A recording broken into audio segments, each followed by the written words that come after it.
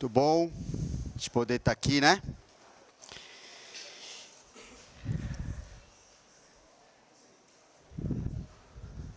Oi? Mais para cá. Obrigado. Olha, agora sim, né? Obrigado, cara. Ó, faltou a gravata, cara. Valeu, Lucas. O pessoal do louvor sempre procurando aperfeiçoar, facilitar a forma como a gente transmite a palavra, pela importância que isso tem, né? Tiveram um treinamento ontem de som, aqui para algumas pessoas do louvor. Então, Deus seja louvado, tudo isso, né? Muito bom. Vamos orar. Senhor Deus, agradecemos a gente poder estar aqui na Tua presença.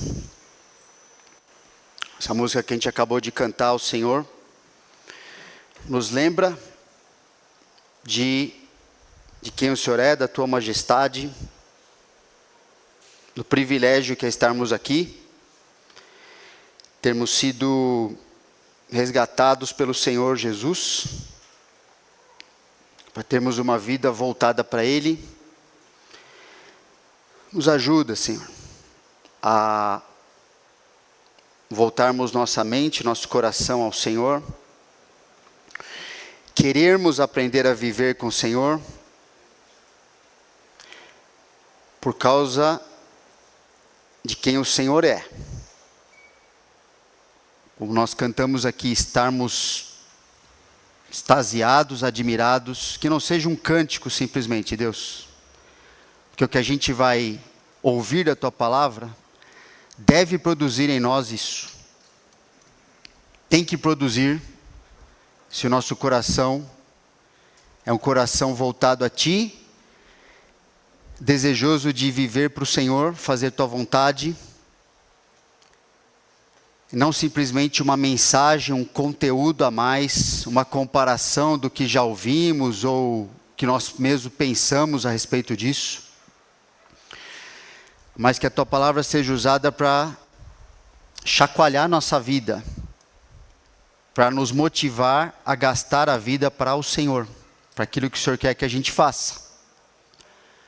Porque a única forma de um dia chegarmos na Tua presença, como cantamos aqui, e estarmos na Tua presença de pé, não envergonhados, não com aquela sensação de que poderíamos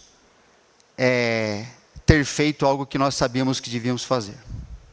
Nos ajude então, porque nós sabemos que essa combinação entre é o Senhor que produz em nós o querer e o fazer, mas ao mesmo tempo nós devemos fazer, nós devemos ir e Te obedecer.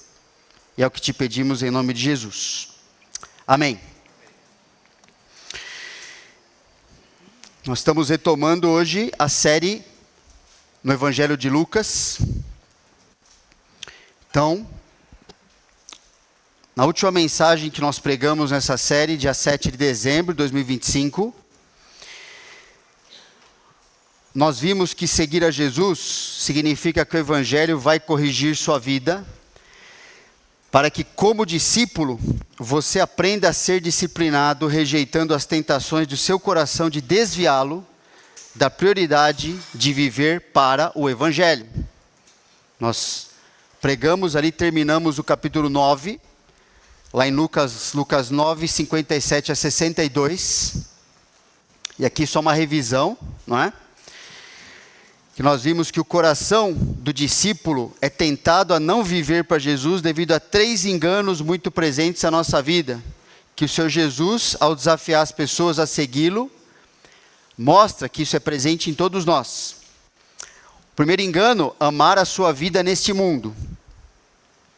Então, Lucas 9, 58, 57 e 58. Indo eles caminho fora, alguém lhe disse: seguir-te-ei para onde quer que fores. Mas Jesus lhe respondeu: as raposas têm seus covis, e as aves do céu ninhos, mas o Filho do Homem não tem onde reclinar a cabeça. Então nós vimos naquela mensagem várias coisas a respeito de como essa tentação de amar a nossa vida neste mundo nos impede de vivermos para Deus, de vivermos para o Evangelho. E a aplicação que nós vimos ali é ser disciplinado em rejeitar o conforto que atrapalha de obedecer a Deus, o reconhecimento humano, a mera aparência de ser cristão, por acolher o desconforto necessário, a rejeição do mundo e a obediência incondicional à palavra de Deus, seguindo a Cristo de verdade ao viver diariamente como Ele viveu. E a gente pode ter várias aplicações ali baseado nessa aqui, não é? Nós vimos que também o coração do discípulo é tentado a não viver para Jesus, porque o nosso coração quer determinar as nossas prioridades, como se Deus já não tivesse feito isso na palavra. Então, Jesus fala, no versículo 59, a outro disse Jesus, segue-me.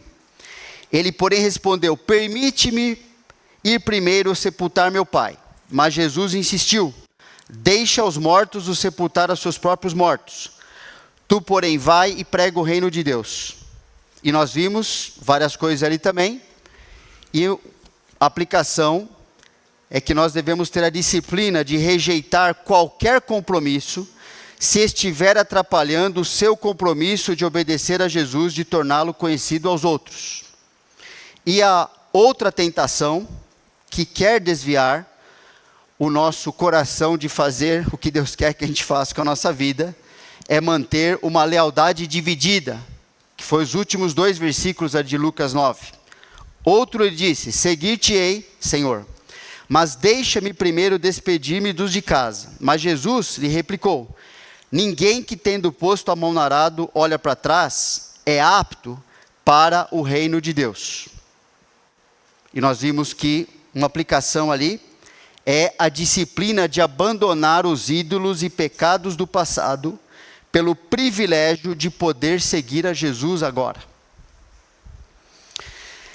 É justamente após explicar o que Jesus explicou aqui no capítulo 9, que ele convoca os seus discípulos para a obra de fazer discípulos.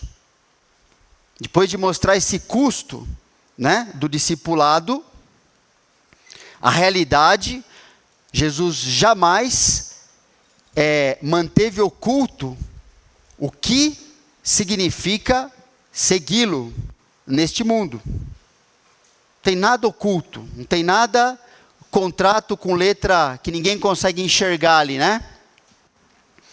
E o próprio Senhor Jesus, ele estava enfrentando, nesse momento do seu ministério, estava enfrentando grande oposição que só aumentava cada vez mais dos religiosos da época, do próprio povo, que nesse momento já estava querendo assim, mais questionar e mais ver a ficar assistindo como se fosse um espetáculo, Jesus sendo confrontado por aqueles que se achavam autoridades acima do próprio Senhor Jesus, do próprio Deus. Eles não reconheciam Jesus como Deus, já vimos isso. Então, por meio de provocações, por meio de questionamentos, eles intensificaram as tentativas de intimidar o Senhor Jesus, fazê-lo parar de ter um ministério ali no seu povo.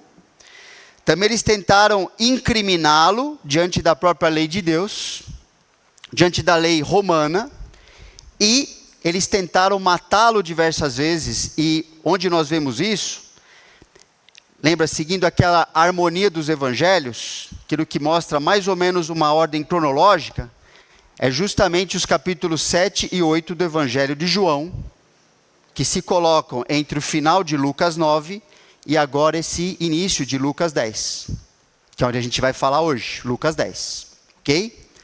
Então é nesse contexto, Jesus enfrentando isso, que mostra a realidade de qualquer discípulo neste mundo que seja fiel, vai viver e vai experimentar as mesmas coisas, ok? se quiser se manter fiel. Se quiser continuar fazendo o que Deus mandou fazer. Então, em Lucas 10, vamos ver hoje que seguir a Jesus significa que o Evangelho vai corrigir sua vida, para que, como discípulo, você aprenda a estratégia bem-sucedida de fazer discípulos, na realidade que mistura oportunidade e oposição. Então vamos ler Lucas 10, de 1 a 16. Depois disso, o Senhor designou outros 70, e os enviou de 2 em 2 para que o precedessem em cada cidade e lugar aonde ele estava para ir.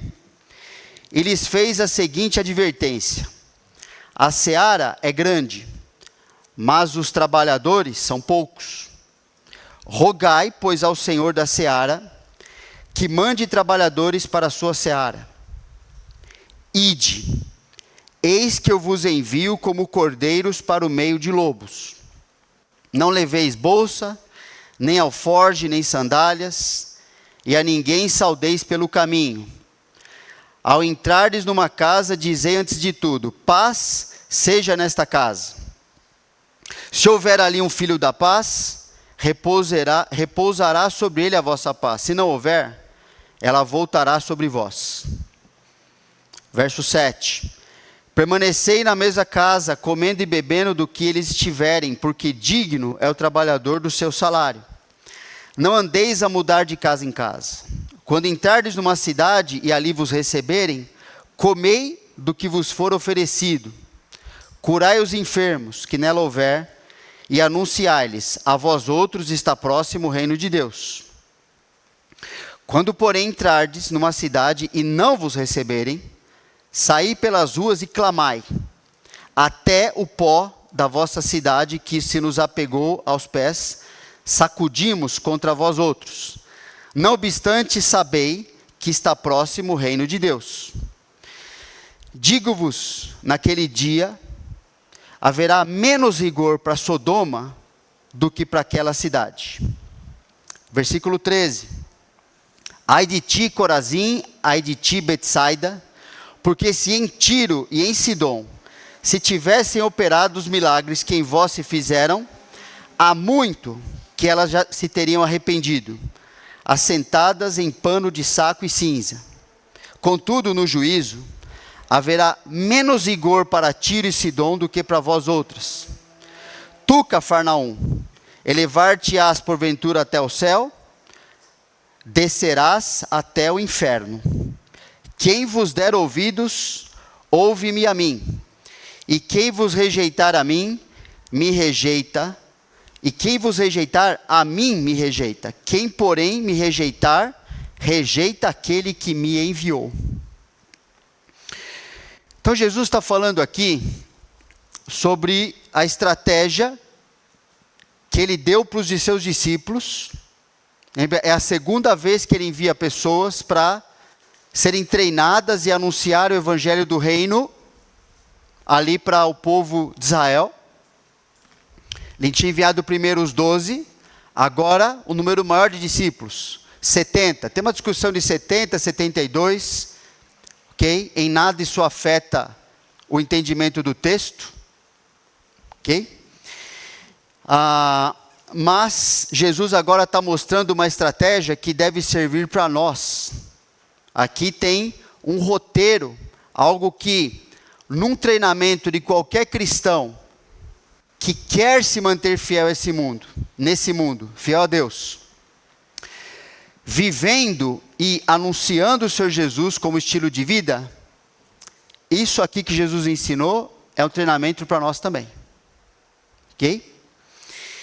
Então, uma estratégia para nos mantermos como discípulos que fazem discípulos. Primeira coisa, e mais importante, é que a obediência a Jesus é a essência de um discípulo. Depois disso, o Senhor designou outros 70 e os enviou de 2 em 2 para que o precedessem em cada cidade e lugar onde ele estava para ir. Percebe? obedecer não é opcional para quem tem Jesus como seu Salvador e Senhor. Se de fato o que nós cantamos aqui sobre a majestade do Senhor Jesus, se de fato isto é verdade para você, um Deus que nesse momento está sentado no trono dos céus,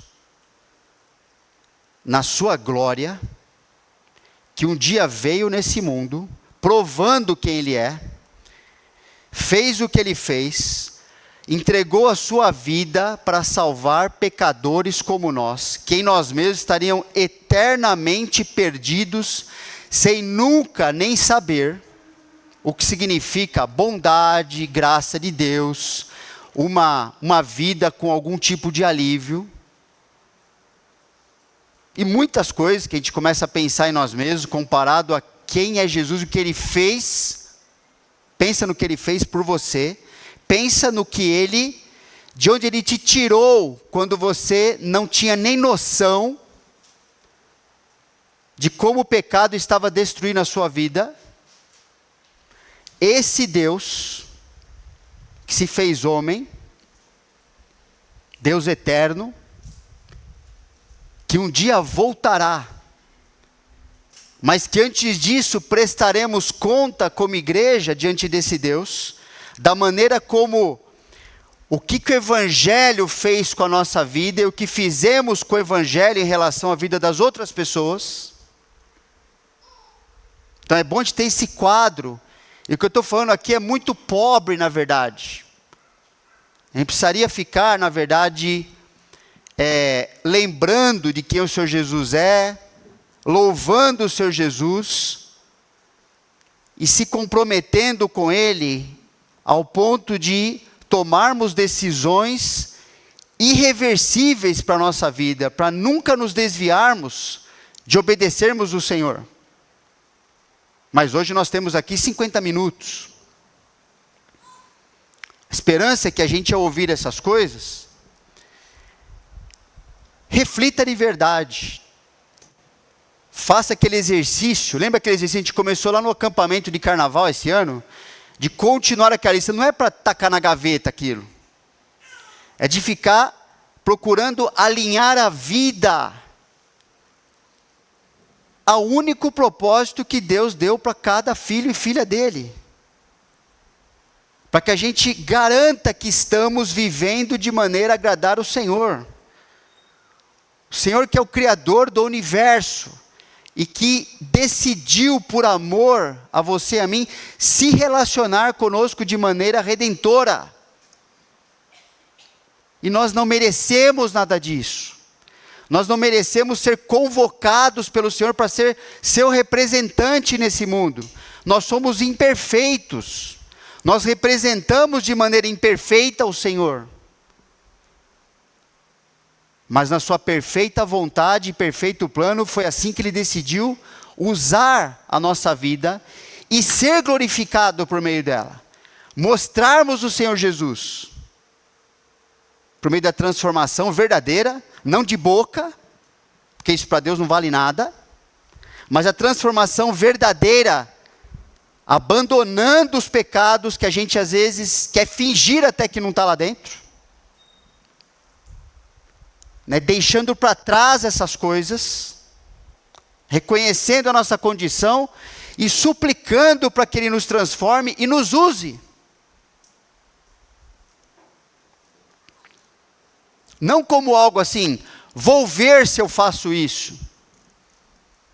Quem somos nós diante de Jesus para pensar uma coisa dessa, por exemplo? Se encaixa na nossa vida, gastarmos a vida como Ele mandou. Isso não tem cabimento para um pecador que se enxerga biblicamente.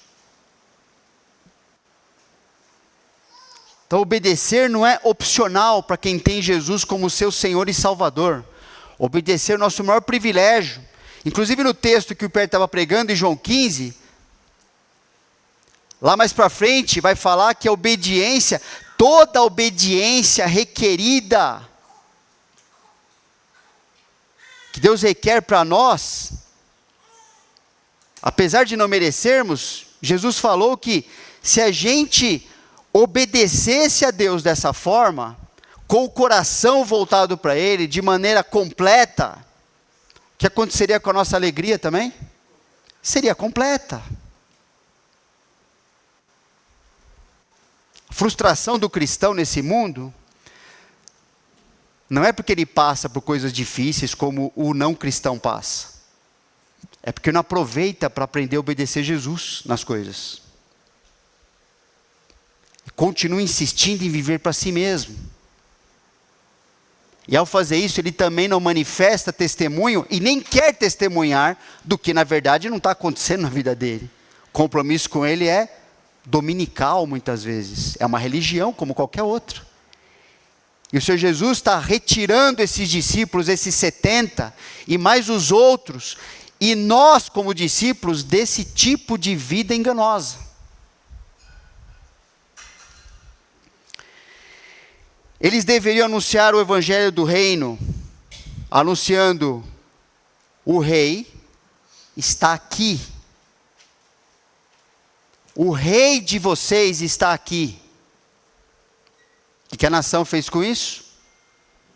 Esse rei nós não queremos, nós não gostamos.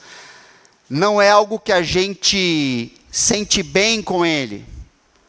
Não é um rei que a gente quer que governe a nossa vida. Nós queremos que ele nos ajude a fazermos o que nós queremos. Isso é diferente de hoje? Não. É engraçado como quando ajudamos as pessoas a viver biblicamente, isso acontece com cada um de nós, a nossa própria vida e ajudando os outros também. O Senhor Jesus é um Deus tão admirável e bom, né? Deus é bom em todo tempo Deus é bom, até que Ele coloca o dedo onde precisa ser mudado. Até que Ele fala assim, ó, desculpa, meu filho e minha filha, você não está vivendo como eu planejei para você, e você tem que abandonar isso e adotar o estilo de vida que eu agora quero ensinar para você. Aí o semblante muda da pessoa.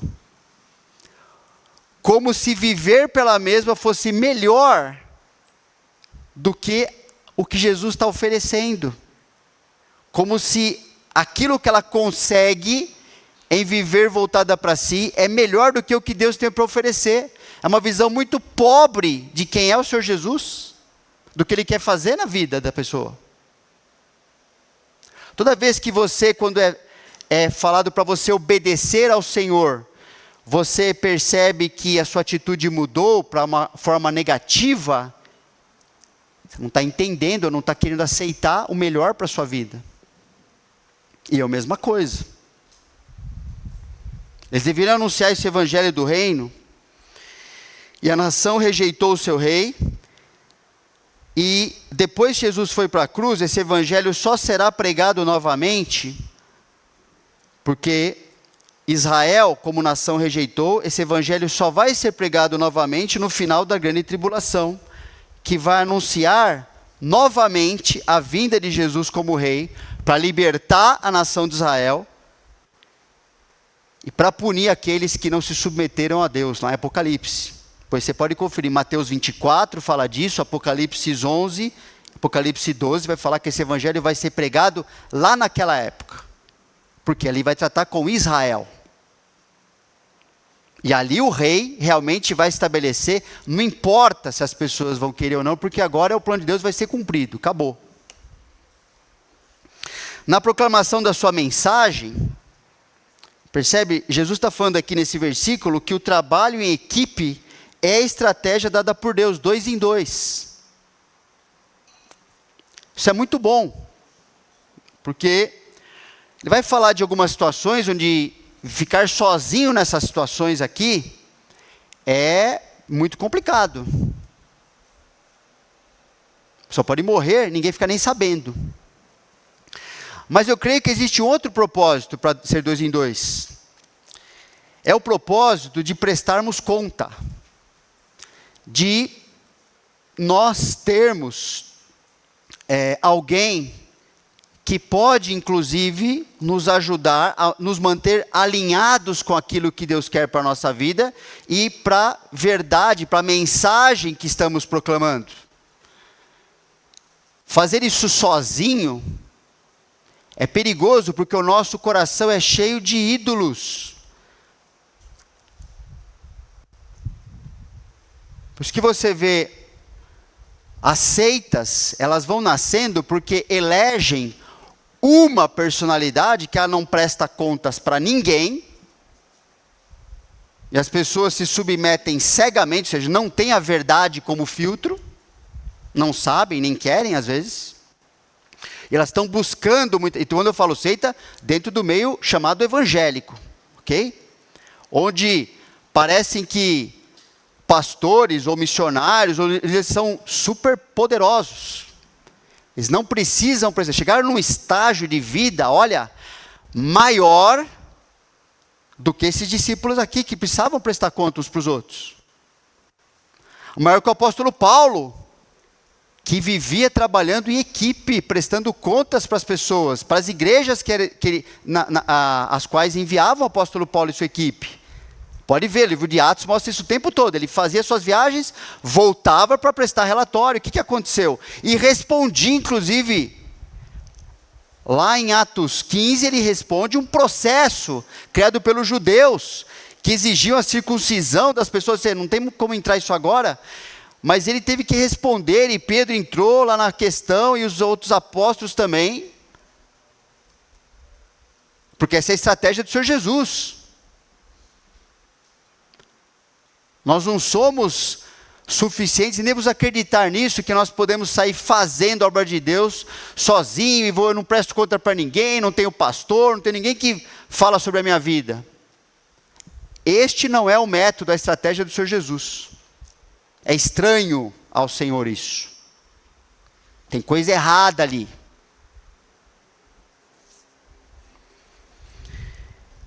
E eles deviam ir à frente do Senhor. Porque justamente o evangelho do reino é isso, é anunciar, olha, está chegando o seu rei. Eles fizeram isso, depois a gente vai ver, não hoje, né? Mas eles fizeram, e mesmo assim, a nação não quis, certo? Mas não é para hoje isso. Então, a obediência a Jesus é a essência de um discípulo, e obedecer dessa forma que ele vai colocando aqui, e nesses princípios daqui para frente. Outra parte da estratégia, dependa de Deus e aprenda de Deus. Percebe? É bom a gente encarar isso aqui como o que Jesus está ensinando nesse capítulo 10 aqui, nesse começo do capítulo 10, como uma estratégia. Gente, quando a gente está no seminário, a gente gasta às vezes um semestre, às vezes 2, só falando dessas coisas quando você vai se preparar para o campo missionário, por exemplo. Então eu sei que é muito pouco, mas a essência toda está aqui. Se a gente ficar pelo menos com isso, já vai nos alinhar de maneira bem completa em relação ao que Deus quer para a nossa vida. Então encare isso assim, ó, Deus quer me treinar a viver dessa forma. Então dependa e aprenda de Deus. Encare isso aqui, é uma mensagem, uma aula, para a gente assim, ó, é assim que Deus quer que eu viva, Ele quer que eu espere essas coisas, eu quero que alinhe minha vida nisso aqui. Dependa e aprenda de Deus. Então, no versículo 2, e lhes fez a seguinte advertência. Percebe? Jesus está chamando as pessoas a proclamar esse evangelho, não como algo romântico, né? Não como algo assim, nossa, olha que coisa que você vai ganhar, quanta coisa boa que vai acontecer para você. Ele o chamou como uma advertência. A seara é grande, mas os trabalhadores são poucos. Rogai, pois, ao Senhor da seara que mande trabalhadores para a sua seara. Então Jesus está falando que há muito serviço a ser feito, há muito serviço a ser feito, há muito trabalho ainda por fazer, para que Jesus seja conhecido em todo o mundo. e há poucos servos dispostos a se dedicarem a isso. É o que ele está falando. Inclusive, uma das interpretações, porque 70 ou 72 discípulos, enviados de 2 em 2, uma das interpretações é que, lá no Antigo Testamento, no livro de Gênesis, quando as nações são divididas, a divisão é 70 nações. Então, Jesus está mostrando aqui, é uma interpretação possível, ok? Estou falando que é a única, não vou ficar brigando por causa disso. Mas Jesus pode estar dizendo assim, ó, estou treinando vocês para irem a todo o mundo. Ok? Representado ali por um princípio de Gênesis 10, que tem 70 nações sendo divididas. Lógico, elas vão dar origens a outras tantas, que hoje no mundo, nosso mundo geopolítico é muito mais do que isso. Mas na linhagem que os povos foram criados e divididos ali, né, depois da saída da arca, Noé e sua família começaram a gerar os povos ali. Então, é isso que acontece na história humana. Há muito serviço a ser feito para que o mundo, e o mundo inclui Campinas, inclui o seu vizinho, o meu, para que Jesus seja conhecido nesse mundo. E Jesus está falando um princípio: há poucos discípulos dispostos a viver assim. Poucos. Diante da tarefa. Mas percebe que a primeira coisa, a primeira ordem de Jesus, não é que esses discípulos, então tá bom, então eu vou. Lembra, Jesus está treinando essas pessoas, está dando a estratégia dele, então é necessário saber o que fazer, como fazer, o que você vai enfrentar, o que você faz. Jesus vai ensinar tudo isso aqui. Quando as pessoas aceitam, quando elas rejeitam. É isso que ele está dando para os discípulos. Então, a primeira ordem de Jesus não é irmos. Você reparou qual é a primeira ordem? Qual é? Orar. Rogai a Deus que mande os seus servos para servirem a Ele. Porque às vezes o apelo é emocional. Você tem uma conferência missionária lá, então você passa e fala assim, então eu vou. Bate e volta. Nem tem noção do que significa ser preparado, depende de onde você vai, né? É bonito, por exemplo, que a gente recebeu aqui o Shaini, a esposa dele, a Sara aqui, né? Falando para nós sobre o Paquistão. Essa semana eu li no Paquistão. Uma coisa que eu li, conversei com a Juju sobre isso um pouquinho, e fiquei um tempo ali pensando, né? Aquilo me abalou mesmo. Como tem crescido no Paquistão a violência contra a mulher. Lá já é um lugar que historicamente é assim. Mas é um dos lugares que mais tem crescido mulheres sendo queimadas com ácido no seu rosto, sendo desfiguradas, a partir do momento em que se convertem.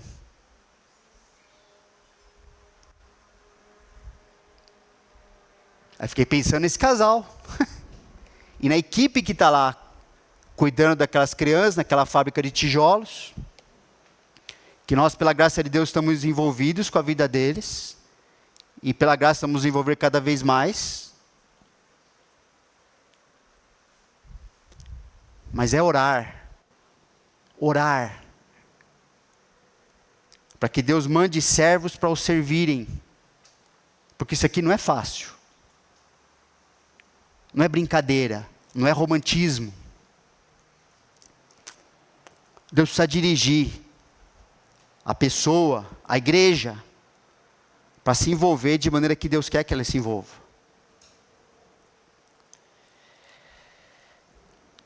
Mas percebe que Jesus, então, chega para esses discípulos, terceira estratégia que ele ensina aqui, terceiro elemento dessa estratégia, seja a resposta de Deus, então. Se Deus está mostrando, se Deus equipar, se Deus te desafiar, você, ou a nossa igreja, seja a resposta de Deus. Ide. Percebe? Jesus falou, vamos orar ao Pai, e agora vocês vão. Lógico, ele tá mostrando várias coisas depois, não é algo sem pensar. Por isso que ele está ensinando aqui a gente. Ide, eis que eu vos envio para serem aceitos.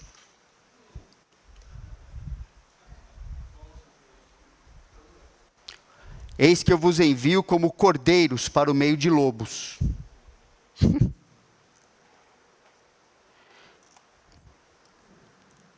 Percebe? Jesus não está enganando ninguém, não está fazendo apelo para ninguém, está pensando que você vai se dar bem em servi-lo dessa forma? Esquece. O que está acontecendo hoje, e aconteceu desde o tempo dos apóstolos, pessoas que se aproveitavam do Evangelho para se darem bem, então tinham que negociar o seu caráter cristão e a sua mensagem para isso. Isso é o oposto do que o Senhor Jesus chamou os seus discípulos a fazerem. Então você pode ter bastante tranquilidade. Se vê acontecendo isso, já sabe assim, ó, isso aqui não tem nada a ver com o Evangelho. Isso aqui é uma enganação. Isso aqui é engodo. Deus não está envolvido nisso aqui. Vá e sirva a Deus, como cordeiro no meio de lobo. Sempre brinco, né? Tem só dois tipos de pessoa que gostam de cordeiro: pastor e lobo. Por motivos completamente diferentes. Então não tenha, Jesus está ensinando assim, não tenha uma visão romântica do trabalho, mas uma visão realista. Jesus está falando que o mundo é hostil a Deus. Portanto, é hostil a nós que o representamos. Ao mesmo tempo, Ele está enviando, e Ele vai nos instruir e mostrar e capacitar como Ele vai cuidar de nós nisso. Não evitando que a gente vá, mas enquanto a gente está indo e obedecendo, Ele vai cuidar de nós. Porque é Ele que nos está enviando a cada um de nós. Agora, só vai experimentar o seu cuidado se você for. Se você tentar achar o seu conforto, tentar achar a sua aceitação, ninguém incomodar a sua vida, como Jesus falou lá no capítulo 9, que a gente acabou de rever, né? Isso não vai acontecer. E o risco é você chegar na eternidade e descobrir que você nunca foi discípulo, que é pior ainda, muito, muito pior. Porque para o discípulo, o primeiro ponto que a gente viu é que a obediência não é opcional. Vá e sirva a Deus, não como uma visão romântica, mas uma visão realista de que o mundo é hostil. Só existe pregação do Evangelho, irmãos, para inimigos de Deus. Ninguém prega o Evangelho para quem é amigo do Senhor.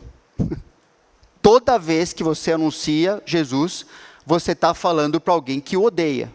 Então, não espere que vai ser diferente com você. Jesus prometeu, não prometeu? Se aceitaram minha palavra, aceitarão a vós. Se odiaram a mim, vão odiar vocês. Não tem nada aqui diferente disso. A visão romântica, ou seja, não bíblica do trabalho, pode gerar frustração com Deus e consequente afastamento dele e da sua vontade, porque a pessoa vai lá achando que só porque ela está fazendo e falando o bem para as pessoas, ela tem expectativa de que ela será bem tratada. Mas então devia ter sido isso com Jesus, porque ele jamais pecou, jamais fez algo errado, nem ruim para ninguém. E como é que ele foi tratado? Até o seu discípulo Judas o abandonou.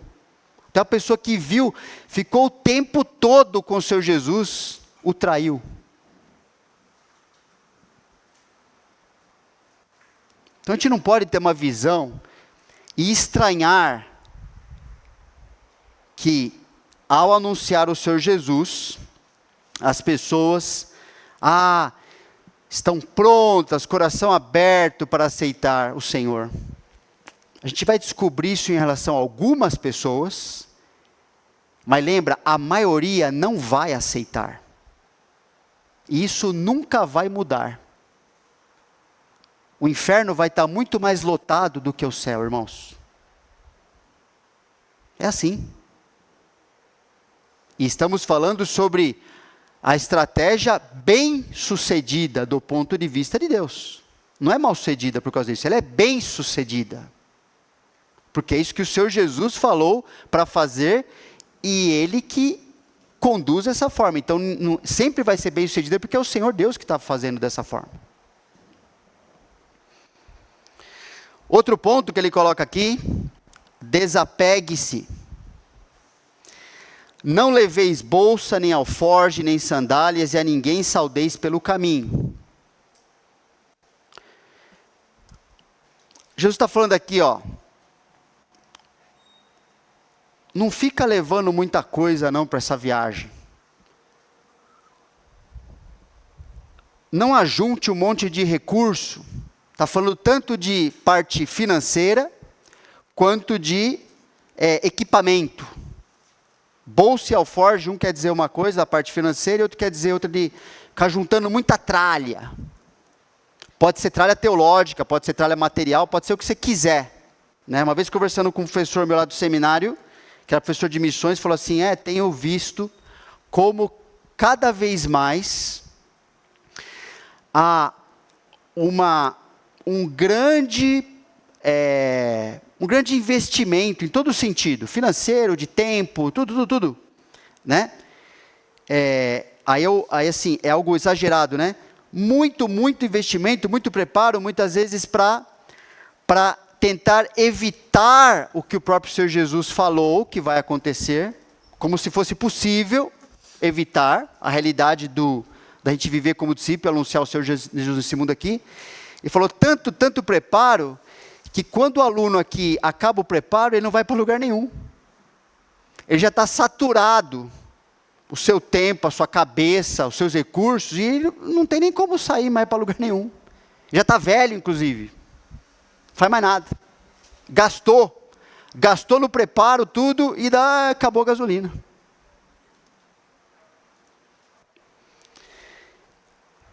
Então, Jesus está falando assim, elimine da sua vida tudo o que pode gerar uma relação de dependência que não seja exclusiva de Deus. O materialismo faz isso. Se a gente começa a ter muita coisas mesmo, materiais, muitas coisas que nos prendem, a nossa vida, não, mas se eu for, eu vou perder isso, vou perder aquilo, eu vou ter que fazer isso, vou ter que fazer aquilo. Falou assim, você não vai. Você não vai nem atravessar a rua. Se a tua paz do teu lar, por exemplo, né, a tua casa, você quer que o teu lar seja um lar feliz, que você tenha os seus cânticos diários ali, e ninguém, nem o vizinho te incomode, você não vai atravessar a rua. Você não vai fazer nada. Porque aquilo para você é a coisa mais importante até do que viver como discípulo. Não estou falando que a gente não deve ter paz dentro de casa. Mas é Deus que decide onde isso começa, onde termina. Se Ele achar que é necessário esfolar a nossa vida para fazer a sua vontade, a nossa vida é dele, não é sua nem minha. Ou não? Se quiser gastar o seu recurso para que ele seja conhecido, qual o problema? O recurso é seu ou é dele? A gente é mordomo ou é dono? Temos que decidir. Se algo for tão importante que você não consiga largar, abrir mão, é pecado. É pecado. Teus planos, quer ficar rico? Quer construir o quê? Antes de servir a Deus. Pode ser até você construa, mas você não vai servir a Deus. A gente não pode cair na ilusão de que muito cristão está falando isso, inclusive, eu tenho ouvido, né? Ouvido mesmo.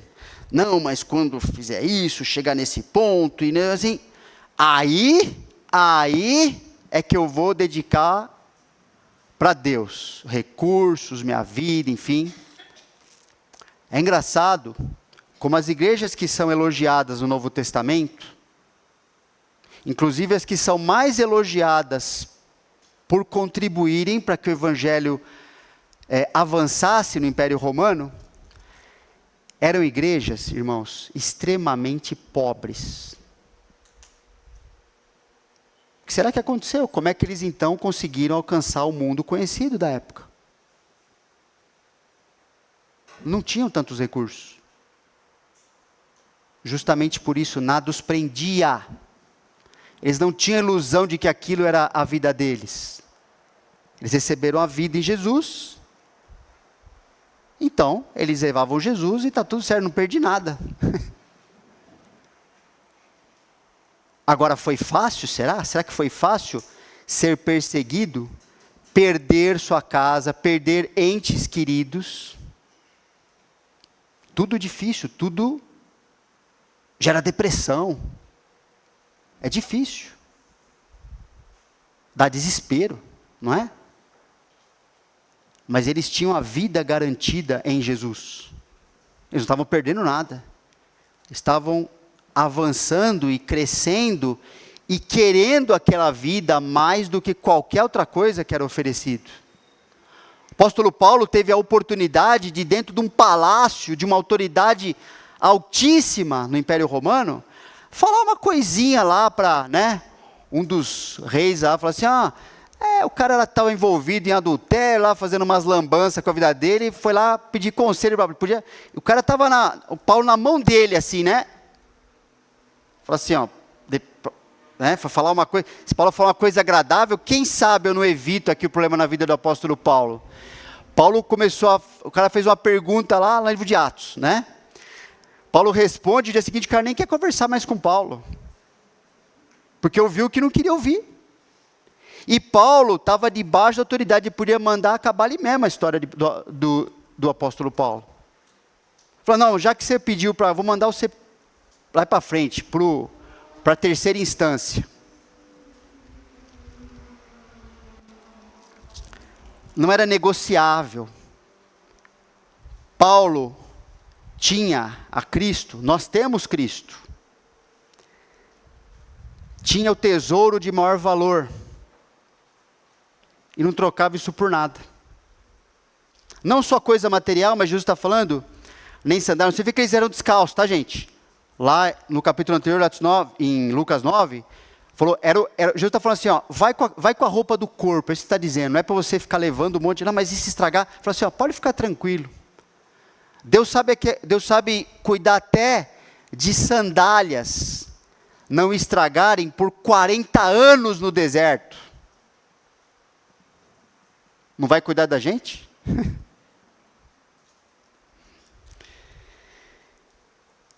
E a ninguém saudeis pelo caminho. Então o cristão tem que ser mais educado mesmo. Não olha nem para a cara de ninguém. É isso que Jesus está falando?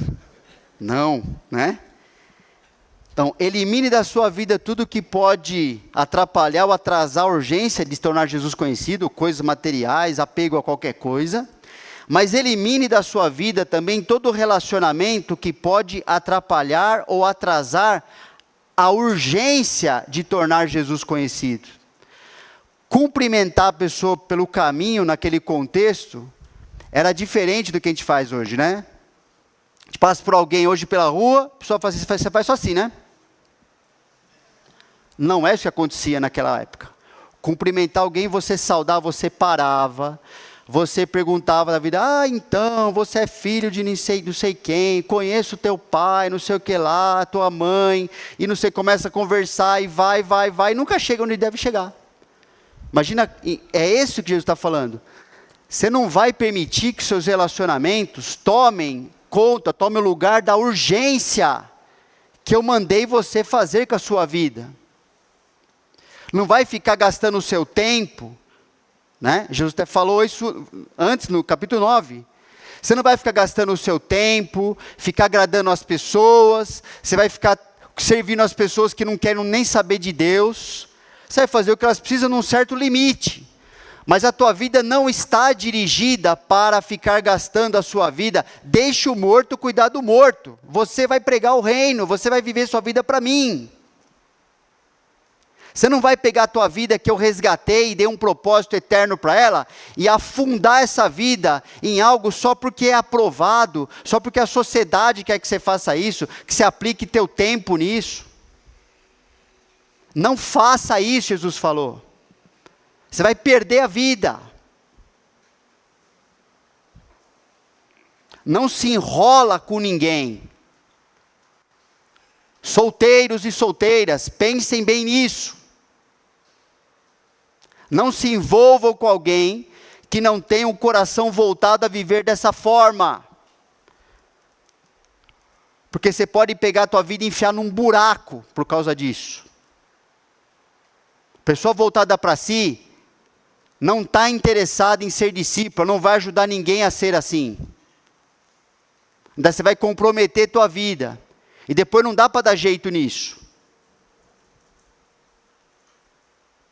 Eu já tive, e não foi um só, colegas, irmãos e irmãs, que eu creio que são cristãs, que por uma decisão errada, só porque queriam casar, e falavam antes, como Deus estava inclusive chamando para o campo missionário. Acabou essa história. Porque logo a vida virou em torno daquilo, com tudo que significava aquilo. E se Deus tinha ou não sei, um chamado específico para algum canto do mundo aí. Até tomara que não tenha tido chamado, porque se tiver, está encrencado.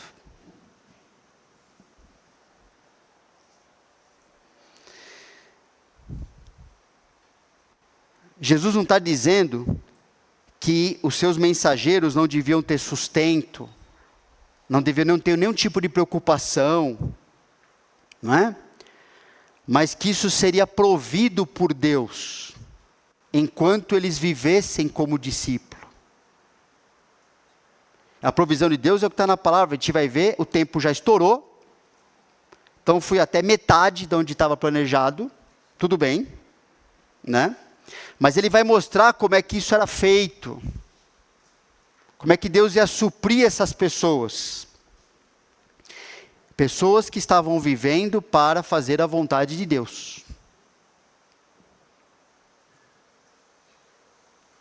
Acho que já temos bastante coisa para pensar, graças à palavra de Deus.